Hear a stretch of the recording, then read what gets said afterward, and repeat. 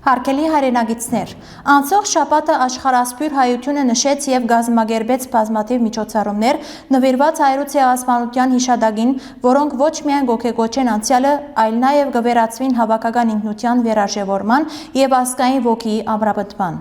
Ապրիլ 24-ին 100,000-ավոր հայրենագիտներու երթը դեպի Ծիծեռնակապերտի հուշահամալիր Արևմտյան Հայաստանի Հանրապետության դրոշի ներքո դարձավ ոչ միայն խոնարհում ավելի քան 1.5 միլիոն անմեղ նահատակներուն հիշադակին, այլ նաև սրբազան ուխտ շարունակելու մեր պայքարը մինչև արդարության լիակատար հաստատումը եւ պատմական իրավունքներու վերականգնումը։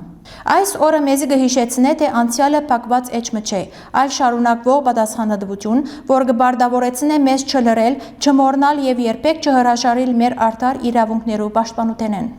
Մենք երախտագիտություն կհայտնենք այն պետություններուն, որոնք ճանցած են այս մեծ ոճիրը, բայց նաև կշեշտենք, որ միջազգային ճանաչումը պետք է ուղեկցվի հետևողական քայլերով, ժխտողականության թեմ վճռական պայքարի եւ արդարության հաստատման ուղղությամբ։ Մեր միասնությունը մեր ամենամեծ հարստությունն է, իսկ մեր մշակույթը, լեզուն եւ ինքնությունը անխորտակելի սյուներ, որոնք կպահպանեն մեզ որպես ազգ։ Մենք պարտավոր ենք այս սուրբ ժառանգությունը փոխանցել հաջորդ սերունդներուն ոչ միայն որպես հիշողություն, այլ որպես գիտակցություն, արժանապատվություն եւ շարունակական պայքար։ Թող մեր ցայնը հնչե աշխարհով մեկ, որպես արդարության աննահանջ պահանջ, որպես ճշմարտության հաստատուն վկայություն եւ որպես ազգային արժանապատվության անսագարգելի գոչ։ Հիշողությունը մեր ուժն է, բանջարդիրությունը մեր ուղին եւ աբական մեր պատասխանատվությունը։ Շնորհակալություն։